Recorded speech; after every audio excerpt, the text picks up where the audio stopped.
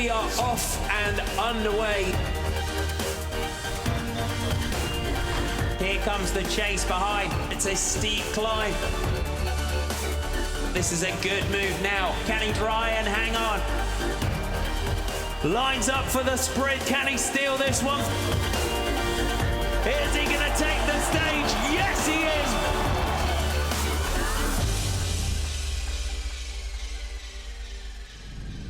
Hi, I'm Matt Barbett. Welcome to Exeter for highlights of Stage 2 of this year's AJ Bell Tour of Britain. As you can see, the sun's out and the big guns are out on Devon's roads already. If they race anything like they did on Stage 1, you're in for a treat because they went full beast mode into Bodmin. A year later than originally planned, and Cornwall's Grand Depart finally rolled out from Penzance with some of the biggest names in the sport at the front. Once the flag dropped, though, it was the less well-known teams battling it out to get their men into the breakaway.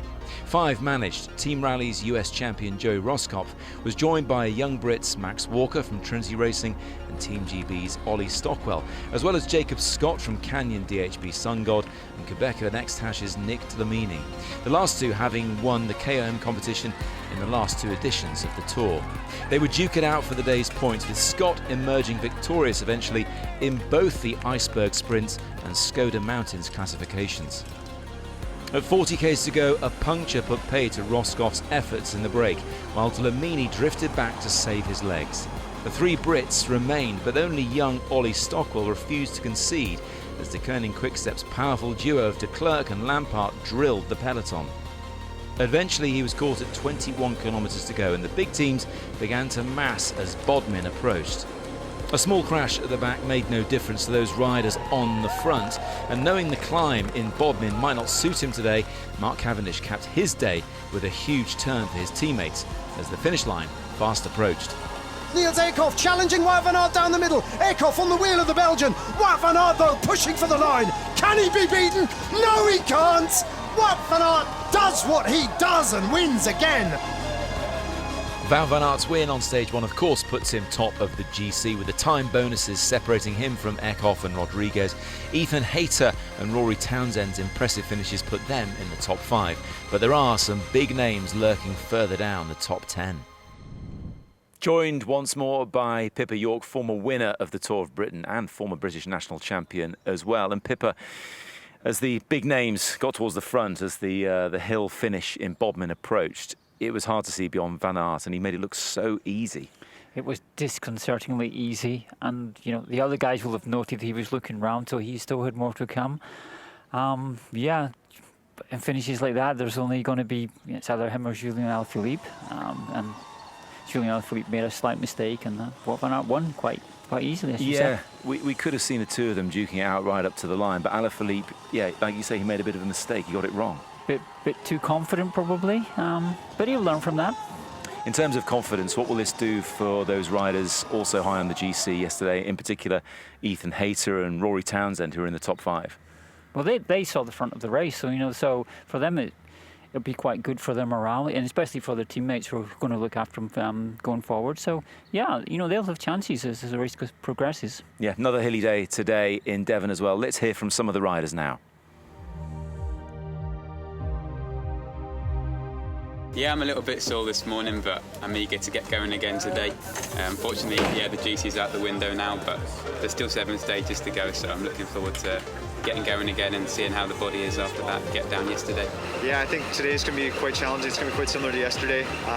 Just having to be well positioned, leaning on my teammates, and yeah, hopefully we can have another sprint that's safe and come into the team time trial intact. Today's all about the start, really.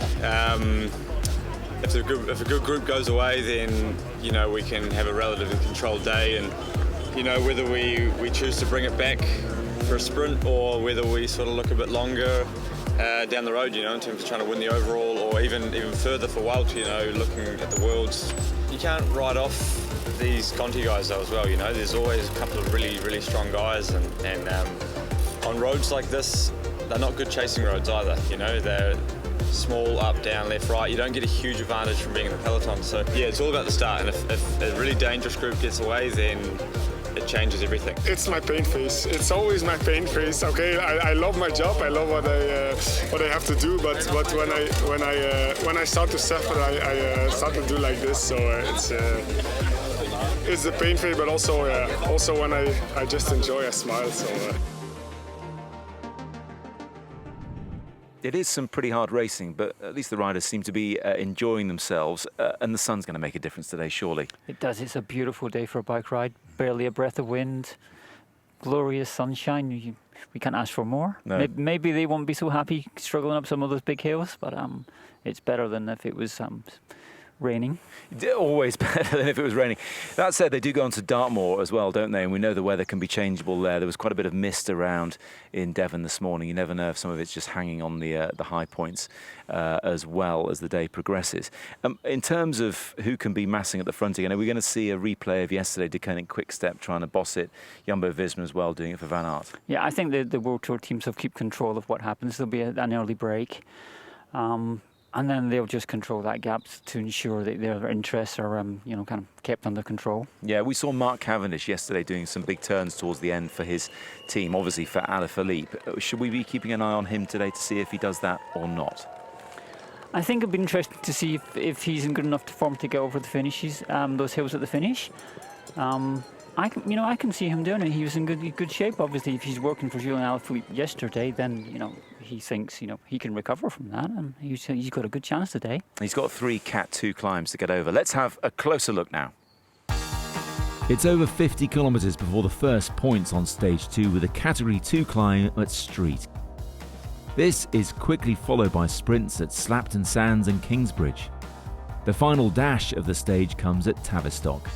The peloton then heads on to Dartmoor with the climbs of Rundleston and Warren House Inn offering more Skoda King of the Mountain points. Having left the national park, there are some fast descents before the finish on Queen Street. Nestled in the countryside, Sherford is a unique and award-winning new town. A community being built from the ground up. £1 billion is being invested in the creation of one of the region's most vibrant and sustainable communities. Exeter is a city full of history, with remnants of its 2,000-year past visible all over. The magnificent Exeter Cathedral dominates the skyline. Exeter's also a thriving base for sport. The quayside is a hub for outdoor activities of all kinds. OK, that's enough from me. Let's get straight to the racing now. Highlights of Stage 2 of this year's AJ Bell Tour of Britain coming up with Adam Blythe and Ned Bolting. Thanks, Matt. Glorious weather here at the AJ Bell Tour of Britain. The appointed hour is upon us. What an opportunity this is for these British riders to line up alongside the best in the world, and one of the very, very best in the world is, appropriately enough, wearing the leader's jersey. Wout van Aert. The commissaires, when they looked at yesterday's finish, initially they decided that there was a split at 2 seconds and a further split at 7 seconds. They've obviously had a look at the video back again, Adam, overnight, and a little bit later they corrected that. So now there are, the top 22 riders were all given the same time as Wout van Aert, right down to Rowan Dennis. And that means that the general classification is a little bit tighter than the initial GC was given yesterday. Yeah, it is, and I think it sort of opens up the race a little bit still. I think with some bonus seconds on the road today, quite a few bonus seconds actually. 9 seconds. There'll be plenty of attacks, and if it's any of those riders within that top 20 that might try and slip into that breakaway, but then the other option, it's all ifs and buts. But can they hang on? Mick Bennett, the race director, has now planted his derriere on the sunroof, as is his custom. That's a style all of his own, actually. Himself a former bike racer of note, going back to the 1970s and early 1980s. And here we go, Steve Lampier missed a breakaway yesterday, but straight on the attack again, first rider to attack. Yeah, there he is, the Cornish rider attacking into Devon. Wrong county, but right move from St Piran. They will have been devastated, I think, collectively to have missed out yesterday. St Piran on the attack now. We'll be back after a short break.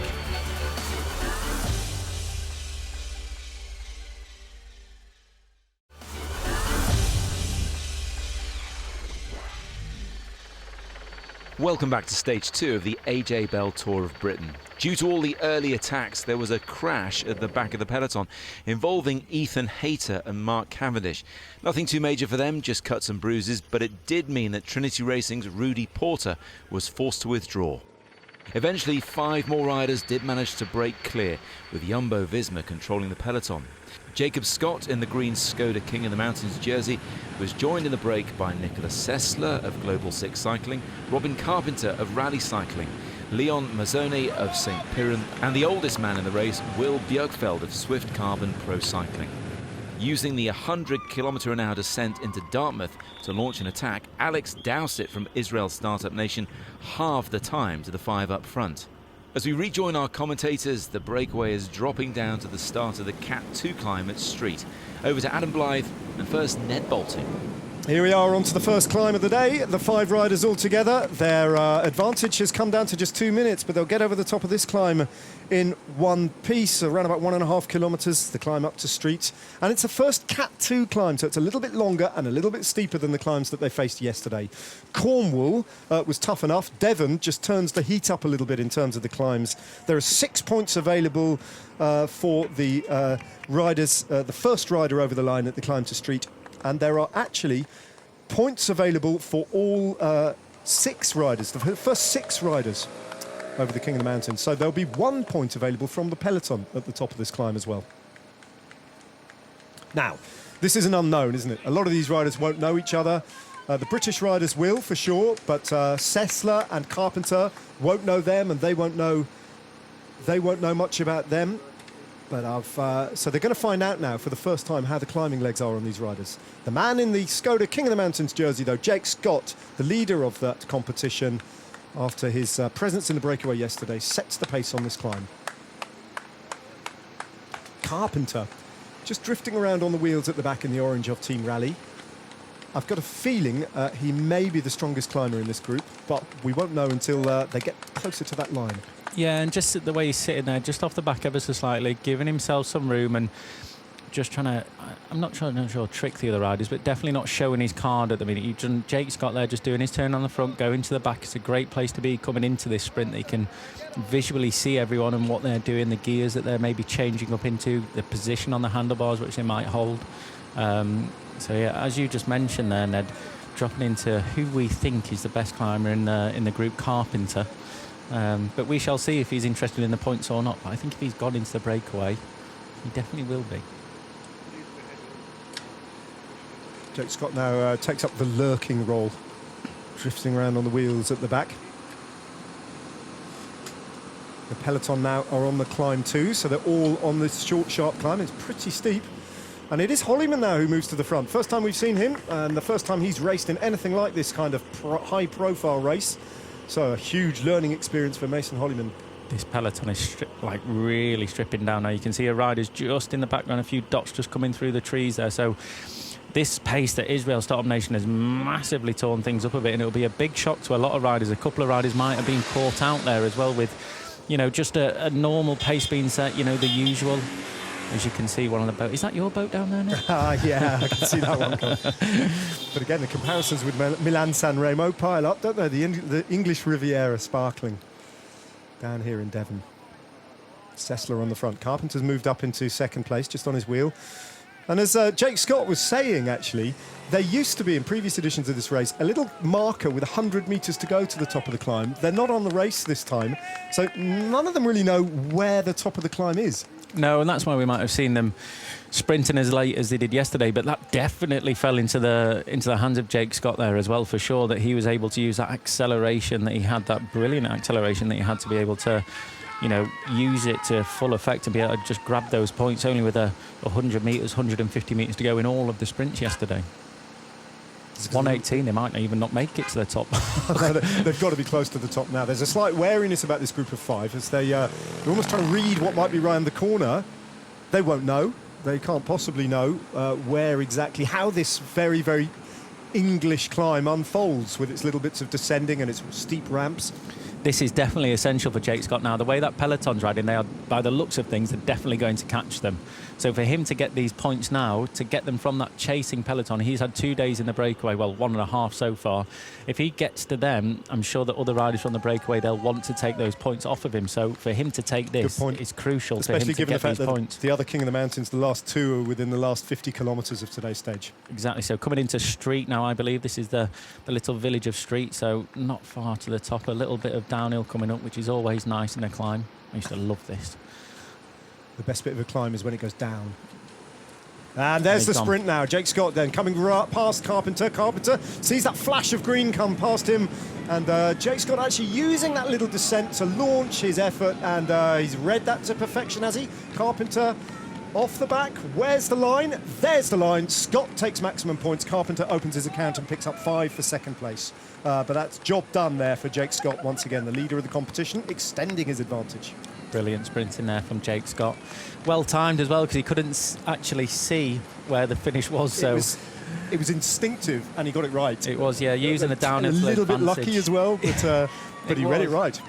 Maybe doing his research and looking at that, you can just see using that downhill there to kickstart his sprint and getting the jump on Carpenter, and he did it in full effect. And even now, you know, we only just get a look at that finish, and that little seated bit that I just mentioned before, he had to sit down to change gears.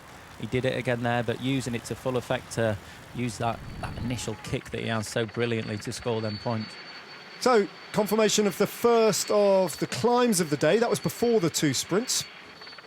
Jake Scott took the first climb of the day to Street to extend his considerable lead in the King of the Mountains jersey. He now sits on 15 points overall. Robin Carpenter in second place with 5. Nicolas Sesta, the Brazilian, picking up 3rd place. He picks up 4 points. And then the 3 British riders there. Mason Holliman picked up 1 point, but he did that from the peloton. Inside the final kilometre to the first intermediate sprint of the day at Slapton Sands. Beautiful beach, fantastic weather, and the first of what may be a succession of battles amongst these 5 riders. Jake Scott then sprinting for the first of the intermediate sprints, and just about edged out potentially by Robin Carpenter, threatened as well by Leon Mazzoni of the St. Piran team. Those 3 riders, the first 3 over the road at the first of 3 intermediate sprints at Slapton Sands. Don't know, honestly, who got there first. It was very close, wasn't it, between Carpenter and Jake Scott? Very close indeed. You just see Jake Scott getting that jump again on him, and Carpenter just running at him a little bit with a cross tail when it's not too strong, but just getting in that slipstream. You can almost see Jake Scott sort of go, oh yeah, this is all right, and then he kicks again now and just sort of tenses up a little bit. But there's the line. This is going to be hard to tell from this angle. Does Scott hang on? Don't think Not so. sure. By the looks of it, Carpenter just... Little lunge just at the right moment from Carpenter there. 1 intermediate sprint already behind us, the sprint to Slapton Sands, and it was Robin Carpenter who picked up 3 points, just about lunging for the line and beating Jake Scott into second place, something that didn't happen to him on the breakaway yesterday. So Jake Scott knows that he's got a real opponent here in Robin Carpenter. 1 kilometre to go then until the second battle between these 5 riders for the Iceberg Sprint. This is Kingsbridge they're going to be sprinting into today as they've turned and headed inland from Slapton Sands. Slightly different. That was a very long, straight, flat sprint as Leon Mazzoni starts to shake out those sprinters' legs, Alaphilippe style, and get ready to do battle as they continue to descend down towards the line in Kingsbridge. Carpenter on the back, which is probably the optimum place to be right now.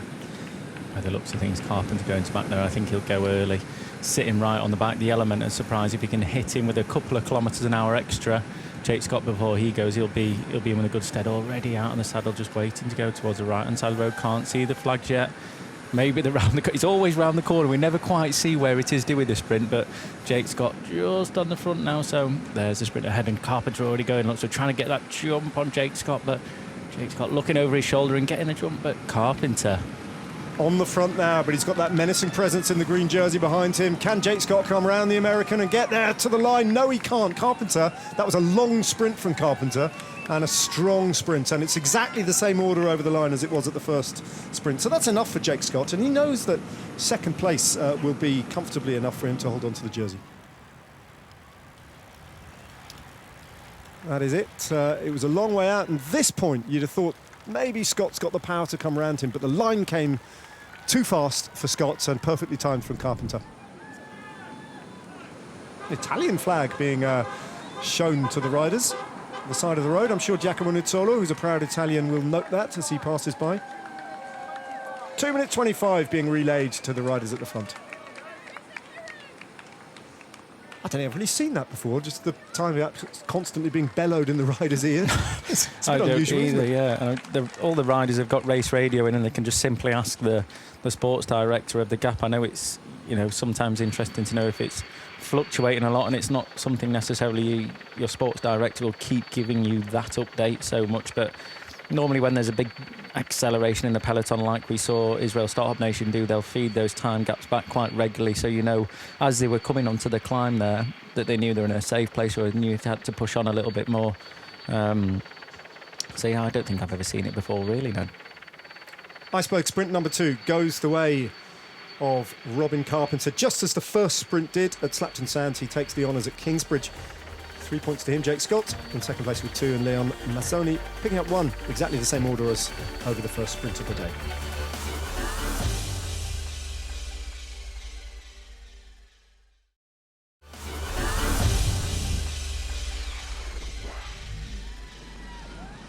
The gap had grown to over 7 minutes as the breakaways started the final sprint of Stage 2 in Tavistock.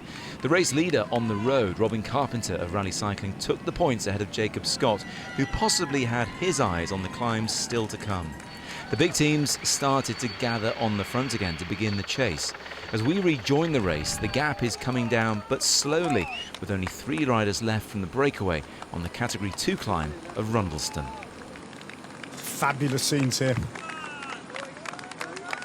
Great support for the riders on this climb. Dartmoor looking a treat. The people of Devon putting on another show here.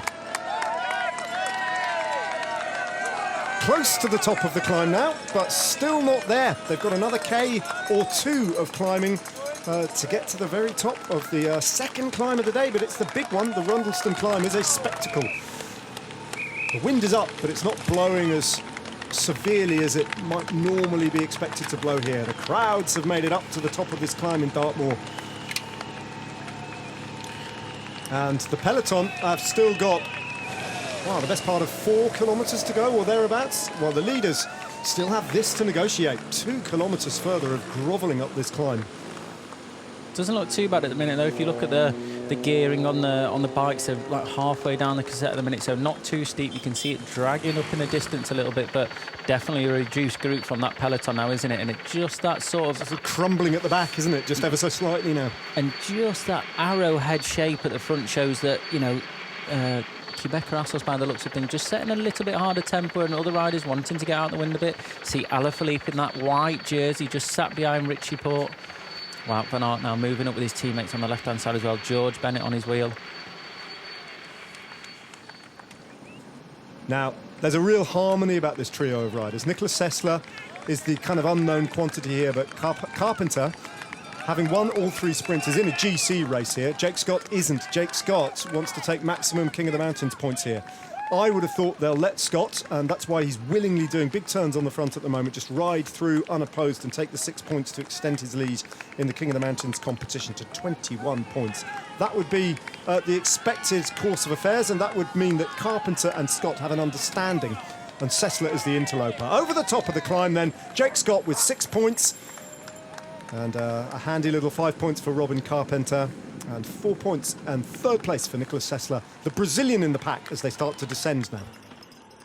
De Koning Quickstep now really setting things up. Is that Lampart on the wheel of De Koning Quickstep? Tom Gloag from the Trinity Racing team reacting to that move. Julien Alaphilippe then threatening perhaps to launch an attack. Set up, if he can, by Tim de Klerk as Dan Martin rushes up on the right-hand side of the road, conscious that suddenly it's got a bit serious at the front.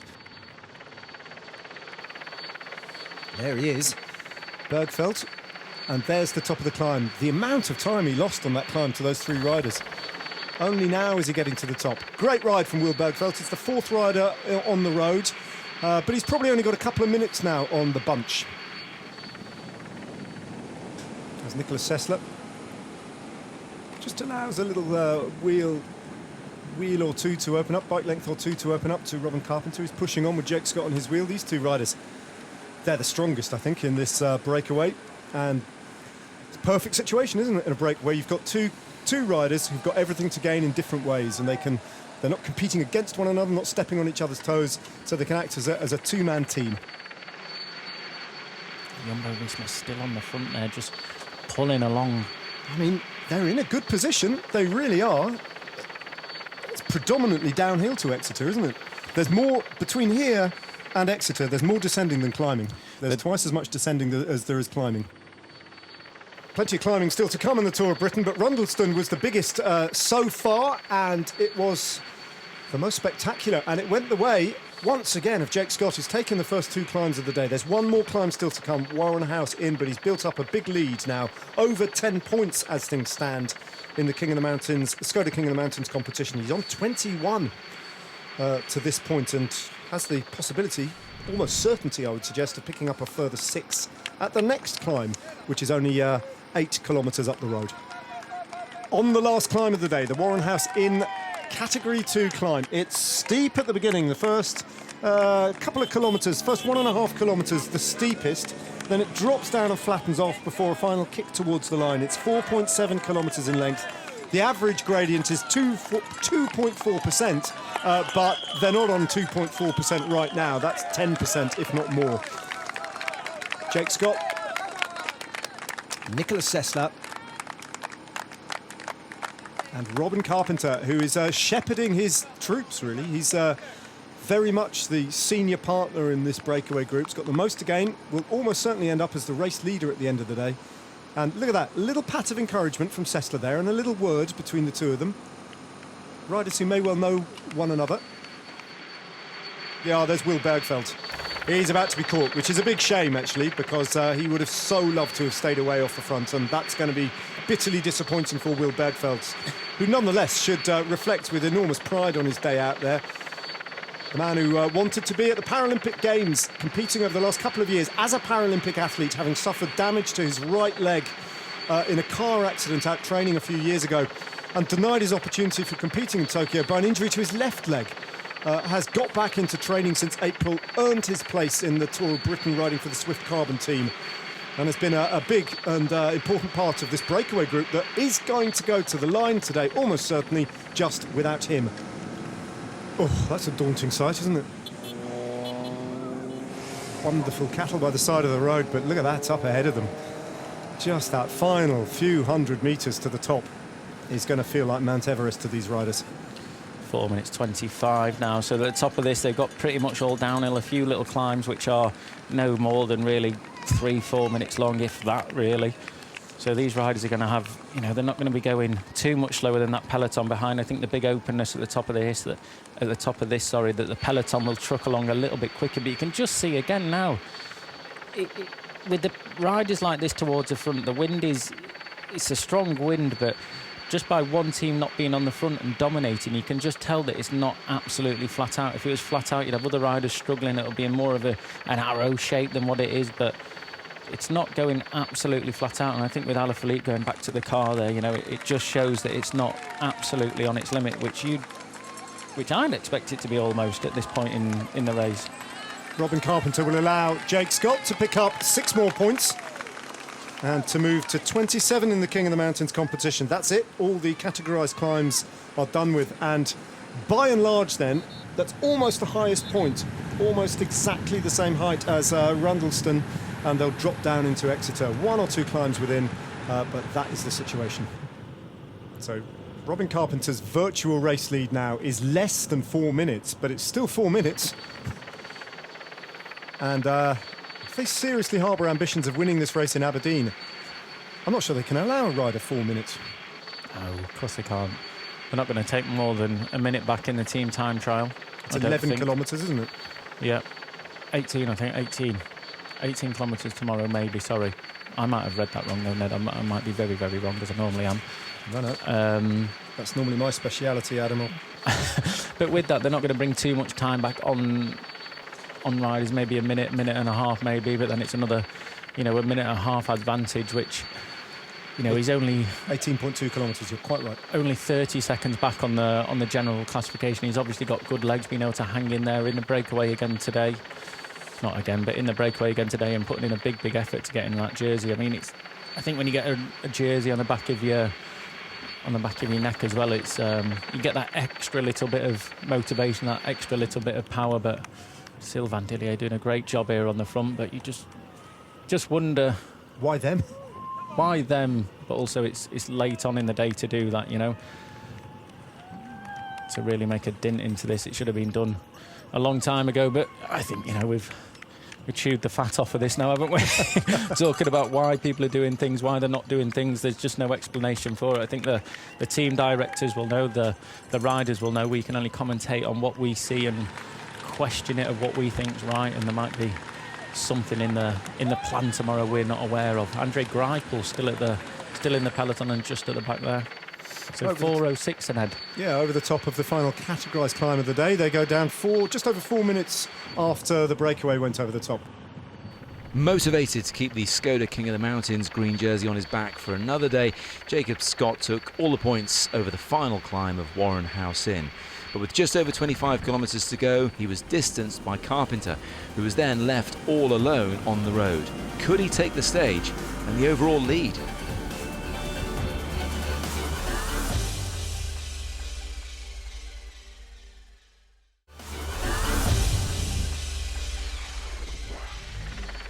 Welcome back.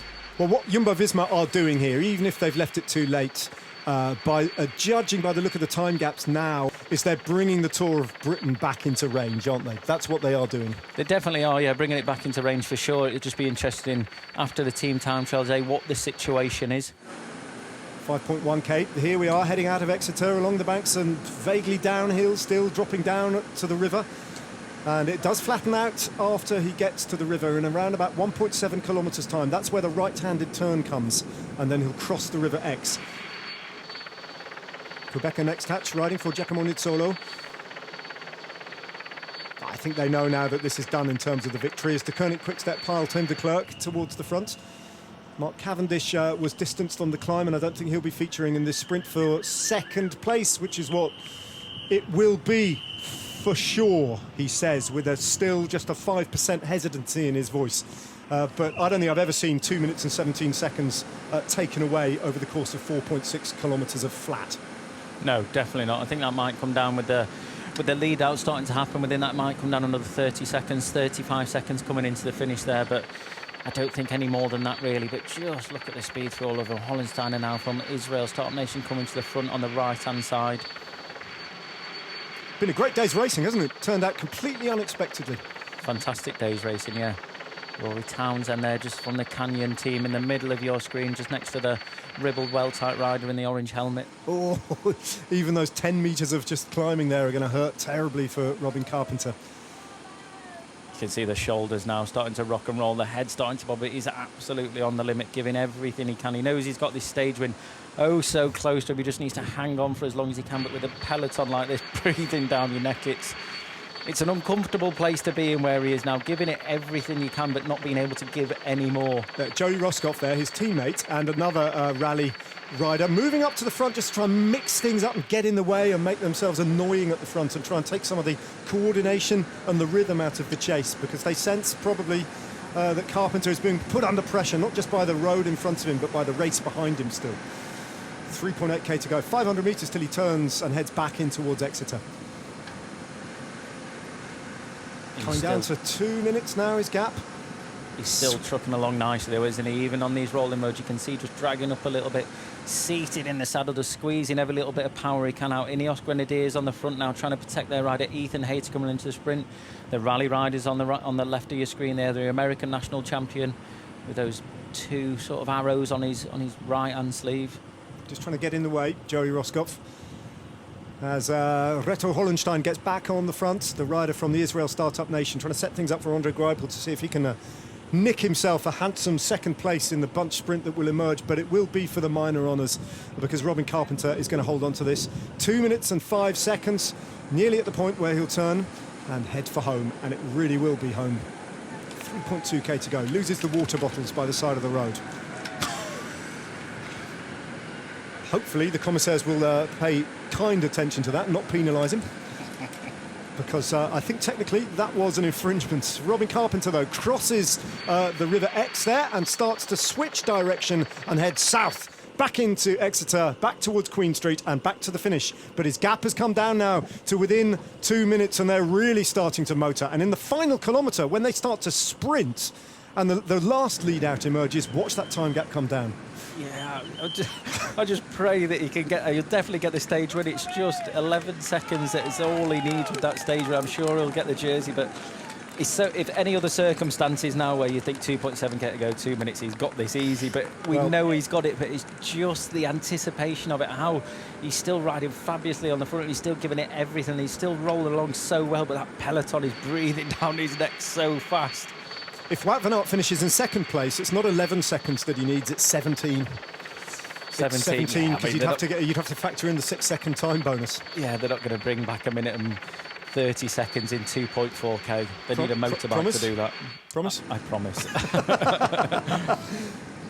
I hope you're watching at home with the same degree of excitement that we are here in the commentary booth, because it's sweaty palm time watching this brave ride from Robin Carpenter, who's on the cusp, the 29-year-old, of doing the greatest ride of his life. A rider who came through the Hincapie development team and joined Team Rally 3 years ago from Pennsylvania, from Philadelphia, is, well, this is just a thrilling ride. And he got himself in the breakaway, never imagining for a second that this would be the situation he'd find himself on. As back in the bunch, Carlos Rodriguez gets on the front, the rider from Ineos Grenadiers, trying to set things up for an Ethan Hayter sprint for second place. They cross the river now, the bunch, 1 minute and 44 seconds after Robin Carpenter, who's within the final 2k of stage 2. Looking down, what he hasn't done yet is look back. I wonder if he's going to risk it. Yeah, he won't see them yet because they're still 143 back, but it wouldn't surprise me at all if there's a little confirmatory glance back. But he has to push on and ride for every single second because he doesn't really know at what pace this peloton is going to finish this race. 1:39 now, 1.5k to go. I can see that maybe just getting down to not maybe a minute, but, you know, minute and 10 seconds, maybe a little bit less coming into that finish. So it's not down to the wire, but in terms of that buffer that we thought Robin Carpenter might have for the rest of the race, it's slowly disappearing with this mega acceleration from the peloton here. I mean, the last 15-20k they have just absolutely dropped the hammer, and you think that the efforts they're making now, why so little, not so little, but why so late? Off, he doesn't need this, does he? Just the road rising up here a little bit. That's the Flamme Rouge, though, isn't it? 1 kilometre to go. Come on, Robin! You can see the crest of that false flat there, can't he? Just that little rise in the road, but it's going to feel enormous to him. This is cruel. 100 or 200 metres to go, and then he's over the top of it, but this is where they can make a difference on him again. 1 minute and 29 seconds. I reiterate, if Wout van Aert finishes in second place, he has to take 17 seconds of an advantage to take the race lead. I feel like I can't watch this. You've got to watch it, you're commentating, Adam. It's cruel, it's so at cruel. Home, you can hide behind the sofa at home if you want, but Adam, you've got to watch Robin Carpenter's moment here. 900 metres to go. He's Rally, got a minute in the bank. Rally, don't get on the front, get in the way. Get in the way, disrupt it, get mixed up there with the Movistar and the Ineos train. Joey Roscoff is trying to do the right thing there. But at the moment, Movistar have it, riding for Serrano. Gonzalo Serrano, their sprinter, in third place in that train. Ineos have Ethan Hayter on the wheels. James Shaw is still in the mix. And that's not straightforwardly flat either, even now where Robin Carpenter is, before it drops down and it does level out towards Queen Street in the finish. What does that number say there? Is that 500 metres to go? 1 minute and 10 seconds. There's the glance. There is the look. Robin Carpenter almost looked like he was smiling there, but he's not going to be smiling just yet because the gap's now down to 1 minute and 4 seconds as the peloton comes to within 500 metres. He can punch the air, but he has to carry on riding to be absolutely certain of the jersey that will go with his stage win. Absolutely fabulous now, and the teams behind really getting in position. You've got Giacomo Nizzolo in there, the European champion, going for the sprint today. Wout van Aert looking to get those seconds as well. And then you've got Ethan Hayter. And let's not forget the Movistar rider, Serrano, in there as well. Finished a fabulous third yesterday. We're going to see him feature in this sprint again.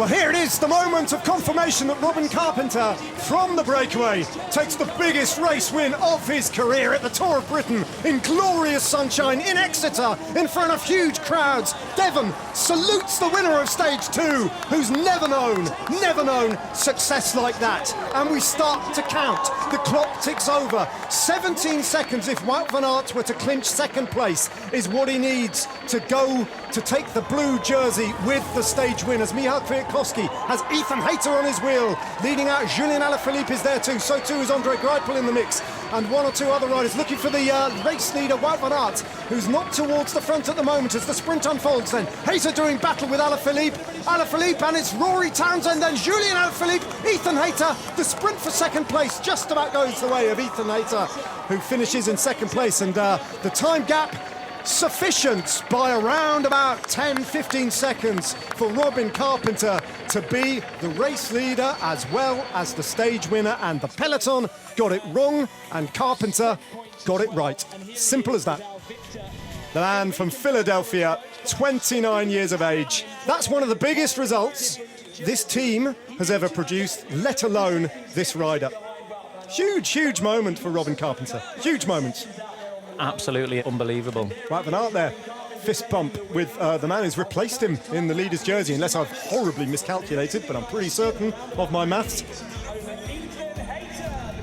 So in the end, it was just 33 seconds for the American from the two British riders, Ethan Hayter and Alex Peters of Swift Carbon Pro Cycling. An elated Robin Carpenter of Rally Cycling taking an incredible solo victory in Devon. All that hard work means Carpenter has a lead of 22 seconds over race favourite Wout van Aert and 26 seconds from the Ineos Grenadier Ethan Hayter. The man from Philadelphia, the new wearer of the AJ Bell leader's blue jersey. Jake Scott kept hold of the Skoda King of the Mountains jersey thanks to his part in the breakaway. The Canyon DHB rider also retained the red Iceberg Sprints jersey for the second stage running. Feeling a bit disappointed at the moment, to be honest. When the rally lad attacked, I started getting a little bit of cramp, and I've never had cramp before in my career. You know, a lot of racing in warm weather. You know, we've been to Slovenia this year. Never had issues with cramp before. Done everything right all day. Drank bottles and bottles of water. I've eaten, and yeah, you know, as much as I'm happy to kind of come away with two jerseys again, it's, you know, second or first on the stage would have been a lot nicer. Ethan Hayter was rewarded for another strong finish by taking the Sports Break points jersey. What a phenomenal stage. Could have been quite routine with a breakaway getting up the road, 5 men in it once again for the second day running. In the end, one of the most special wins we've seen on the Tour of Britain, and I'm really pleased to say that Pippa and I have been joined by today's winner, Robin Carpenter, resplendent in the leader's jersey. Robin, bit of a surprise there. Definitely, yeah, was not expecting that. Tell us about the day, because you fought to get in the break, and then it seemed that you worked really well, in particular with Jacob Scott. Yeah, you know, generally, if you want the break to work, you're looking for a larger group, but you have to start somewhere. Yeah. And it ended up being just 5 guys, but it was a good, strong group that wanted to work together, motivated. Put the win into context in terms of your career. It's huge, yeah. I've won a number of races in the United States. I've had a lot of second places in the last few years, so it really feels really good. Well, welcome to Devon. It will live long in the memory. Pippa, I have to ask, do you think the World Tour teams kind of messed it up today in terms of reeling in Robin? I think we should ask Robin that, you know, so at first, you know, they did that usual kind of controlling thing, and then it closed down, and obviously when you're in the break, then a whole lot of different things go through your head. Once we had 7 minutes, I knew we weren't coming back. No chance. We went up a fairly steep, narrow climb off the coast, and they absolutely nuked it. And the gap was down to 40 seconds or something. But I think that was actually part of the problem. I heard they did that, and then I think a lot of the other teams didn't want to help or chip in after that. Yeah. So it kind of became a little bit of a standoff. You could tell. I mean, they're not going to let us have 7 minutes, you know, on purpose to try to reel us in later on. It's too much work for them. It's tough. I think they were being complacent because, you know, today was the biggest climbing day of the week. Tomorrow, though, a team time trial. Let's have a look. The team time trial course heads almost directly west as it leaves Llandilo. The first 15 Ks are relatively flat and straight before a very sharp left-hand bend as they turn back towards the Botanic Gardens. There are another couple of tight turns and some fast descents for the time to contend with as the course climbs on its way to the finish line. Robin, thoughts on doing a team time trial? We see the World Tour teams doing them fairly frequently, but what about you guys? Well, the last time I did a team time trial was the Tour of Colombia, but it was on road bikes, which would be great if everybody wanted to do it on road bikes tomorrow. That'd be awesome. Got a bit of a buffer though, so you should mean it's only 18 kilometers, so fingers crossed you'll be in that jersey. Maybe, yeah. The day Well, after. I mean, we'll certainly do our best. It's going to be interesting. Robin, congratulations. Really good to see you in blue. Pippa, thanks to you as well. Live coverage of tomorrow's team time trial in South Wales, starting in Llandelo in Carmarthenshire, starts at 12:45 on ITV4. Highlights once more at 8 o'clock in the evening. Thanks for your company. See you then. Bye-bye.